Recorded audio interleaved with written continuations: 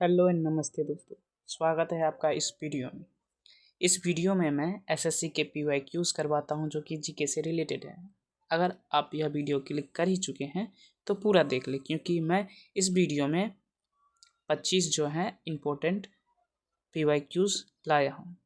तो क्वालिटी को ध्यान में ना रखते हुए, वीडियो की क्वालिटी ध्यान में ना रखते हुए, आवाज़ की गहराइयों को छोड़ते हुए आप अपने पढ़ाई पर ध्यान दें और जीके कंप्लीट करें।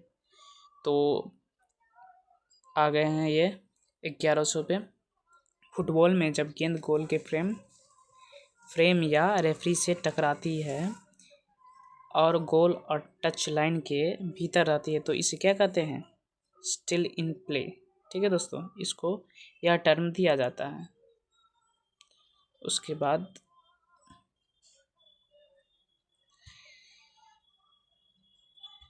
Still in play. उसके बाद है निम्नलिखित में से किस ओलंपिक खेल में भारत ने स्वर्ण पदक नहीं जीता? 1960 यानी 1960 छोड़ के 1932, 1928 और 1948 में जीता। तो चलिए देखते हैं। कुछ नाम है: जयपाल सिंह एम्स्टर्डम 1928 में जीता था, लाल बुखारी 1932 लॉस एंजिलस में, और ध्यानचंद 1936 चंद्र नहीं चंद 1936 बर्लिन में, किशन लाल 1948 लंदन में, केडी सिंह जो कि कुश्ती से रिलेटेड है 1952 हेलेंस्की में।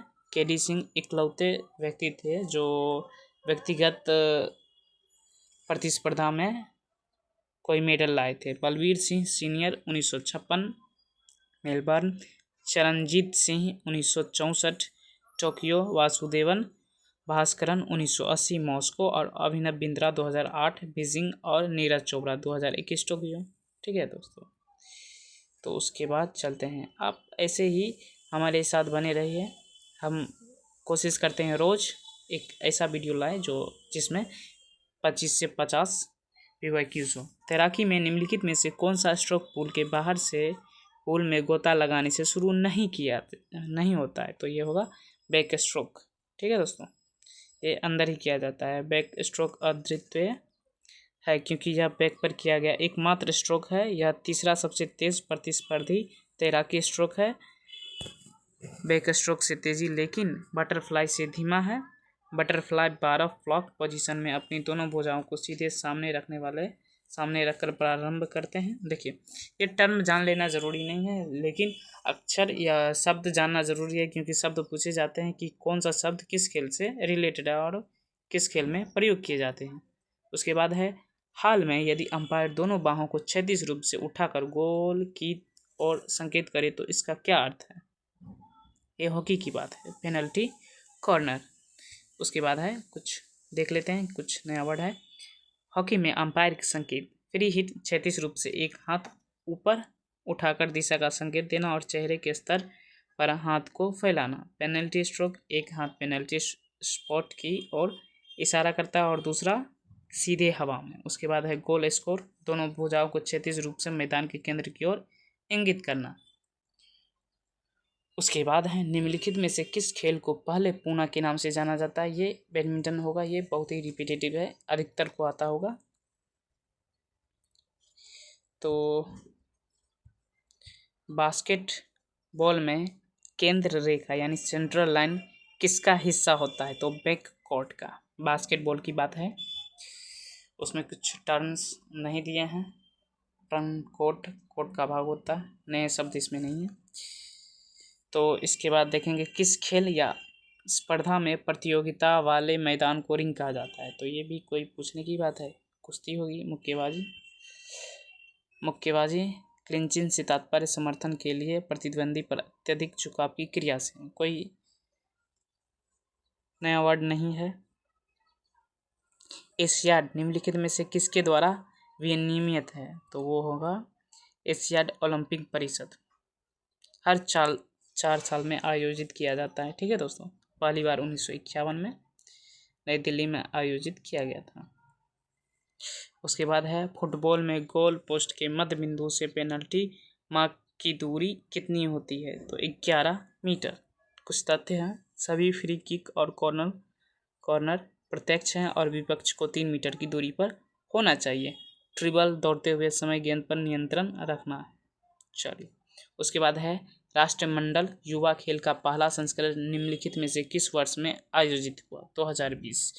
कॉमनवेल्थ यूथ गेम्स का पहला संस्करण 10 से 14 अगस्त 2000 तक एडिनबर्ग यानी स्कॉटलैंड में आयोजित किया गया था। दूसरा संस्करण 2004 बॉन्डिंग और जो कि ऑस्ट्रेलिया में है। उसके बाद 7वां संस्करण 2023 त्रिनिदाद और टोबैगो।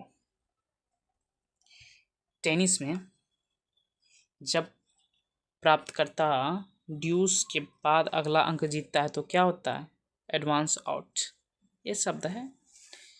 तो एडवांस इन भी होना चाहिए जब आउट है तो वर्ड याद रखिए। चलिए दोस्तों, उसके बाद देखते हैं क्रिकेट में यदि अंपायर अपनी तर्जनी उंगली को सिर के ऊपर उठाकर संकेत करे तो इसका क्या अर्थ होता है? तो बल्लेबाज आउट हो गया। ये क्रिकेट का नॉलेज है, अधिकतर को पता ही होगा। Not out, no ball, free hit, wide ball, 6 run, dead ball, यही सब किया जाता है। ट्रिपल जंप में सफ़ेद झंडा निम्नलिखित में से किसे इंगित करता है? ट्रेल मान्य है, एक फेयर जंप। ठीक है दोस्तों, इसके बाद बैडमिंटन में पीला कार्ड क्या इंगित करता है? कदाचार के लिए दोष, चेतावनी। जी हाँ दोस्तों, चेतावनी। काला कार्ड कदाचार के लिए अयोग्य घोषित करना। पुरुष की युगल, महिला युगल और मिश्रित युगल के लिए पहली बैडमिंटन प्रतियोगिता all England open badminton championship 1899 में हुई थी। उसके बाद है निम्नलिखित में से किस देश ने FIVB वॉलीबॉल पुरुष विश्व कप के उद्घाटन सत्र की मेजबानी की थी? तो वो होगा 1963 पोलैंड। उसके बाद देखेंगे कि पहला एथलेटिक्स विश्व कप कहाँ और कब आयोजित किया गया था, जिसे इसके पहले संस्करण के बाद बंद कर दिया गया? तो लंदन 2018। उसके बाद है ओलंपिक खेल में ग्रीष्मकालीन और शीतकालीन दोनों संस्करणों का आयोजन करता विश्व का पहला नगर कौन सा है? बीजिंग। उसके बाद है 1990 में हुई विश्व पैरा टेबल टेनिस चैंपियनशिप का पहला संस्करण निम्नलिखित में से किस स्थान पर आयोजित किया गया था? एसेन, नीदरलैंड्स। दूसरा संस्करण फ्रांस 1998, 2022 स्पेन, 2023 डरबन दक्षिण Africa, Bhavina Patel 2022 Birmingham Commonwealth games Tokyo gold 2020, Paralympic silver Arjun award 2021। उसके बाद देखेंगे रनिंग इवेंट में पहली बार गलत शुरुआत के मामले में एथलीट होंगे दोबारा आरंभ कर सकता है। तो ट्रैक और फील्ड शब्दावली देखते हैं क्या क्या शब्द यूज होते हैं। Annual plan, curve discus, toe board, dash, anchor leg, distance run, middle distance run, hurdling, relay, pole vaulting, high jump, long jump, steeplechase, baton, throwing sector एक साथ है, trial, false start, cross bar. नियम कहता है कि प्रति दौड़ केवल एक गलत शुरुआत की अनुमति है। गलत शुरुआत करने वाले एथलीट को अयोग्य घोषित किए बिना दौड़ में आगे गलत शुरुआत करने वाले किसी भी एथलीट को अयोग्य घोषित कर दिया जाता है। उसके बाद है एशियन एसोसिएटिक रेसलिंग कमेटी द्वारा 1779 में पहली बार एशियाई कुश्ती चैंपियनशिप का आयोजन कहाँ किया गया था? तो वो होगा जालंधर, भारत। FIBA द्वारा स्वीकृत बास्केटबॉल के एक रेखा में आमतौर पर क्या? C, प्रत्येक 10 मिनट के लिए 4 क्वार्टर। ठीक है दोस्तों, देखते हैं कुछ चीज़ है। FIBA खेल का समय प्रत्येक 10 मिनट के 4 quarter, 5 minute over time. FIBA स्थापना 18 जून 1932, मुख्यालय मिज, स्विट्जरलैंड, अध्यक्ष हिमाने लियांग, दिसंबर 2022 तक। इसके बाद क्या? नेशनल बास्केटबॉल एसोसिएशन खेल का समय 12 मिनट के लिए 4 quarter, 5 minute over times. National पुरुष कॉलेजिएट एथलीट एसोसिएशन प्रत्येक 20 मिनट के लिए 2 क्वार्टर, 5 मिनट ओवर टाइम्स। आइए आगे देखते हैं पहला आईसीसी महिला क्रिकेट विश्व कप वर्ष कब हुआ था? देखते हैं, 1773 में। सही है, ये 73 में यूज हुआ था। भारत ने 1997 में पहली बार महिला विश्व कप की मेजबानी की थी। पहला पुरुष विश्व कप 1975 में इंग्लैंड में आयोजित हुआ। भारत आज तक कभी भी महिला विश्व कप नहीं जीत सका। सही बात है दोस्तों, कभी भी जीत नहीं सका। ट्रम्प एक खेल शब्द है जिसका प्रयोग डैश में किया जाता है। ब्रिज क्या होता है देखते हैं। कॉन्ट्रैक्ट ब्रिज एक मानक 22 कार्ड डेक का उपयोग करके एक ट्रिक डेकिंग कार्ड गेम है, इसलिए नहीं जान पाया। अन्य शब्दावली जैसे सिकेन एक हाथ जिसमें कोई ट्रम्प नहीं। डेडवुल हाथ में बेजोड़ कार्ड विशेष। डेक प्लस, अच्छा ताश की बात तो नहीं हो रही है। क्विज़र, हाँ ताश के खेल में दर्शक। और प्रियल एक ही रैंक के 3 कार्ड का एक सेट। उसके बाद देखते हैं दोस्तों, अगर आपके पास, अच्छा छोड़िए बाद में देखते हैं। निम्नलिखित में से किस मैदान में युवराज सिंह ने एक T20 अंतर्राष्ट्रीय मैच के 1 ओवर में 6 छक्के लगातार लगाए थे?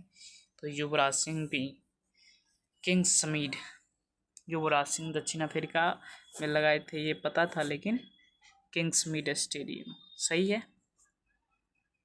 बास्केटबॉल में एक फ्री थ्रो कितने अंक का होता है? एक फ्री 3 का होना चाहिए, 1 पॉइंट का। अच्छा, कुछ टर्म्स कंफ्यूज हो गए, ठीक है दोस्तों, लेकिन लिखित है वो सही है। निम्नलिखित में से महिला शतरंज विश्व रैपिड चैंपियन बनने वाली पहली भारतीय महिला ग्रैंड मास्टर कौन थी? कनेरू हम्पी, जो कि करंट की है, बहुत ही चर्चित है, इन्हें याद कर लीजिए, जो कि पूछा गया है, फिर भी पूछ ले। फीफा के अनुसार गोल पोस्ट की ऊंचाई कितनी होनी चाहिए? 8 फीट।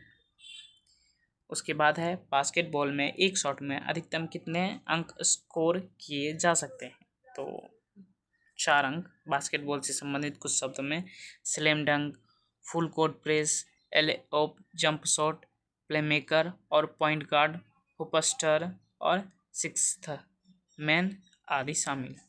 तो यहाँ तक बने रहने के लिए धन्यवाद। चलिए 30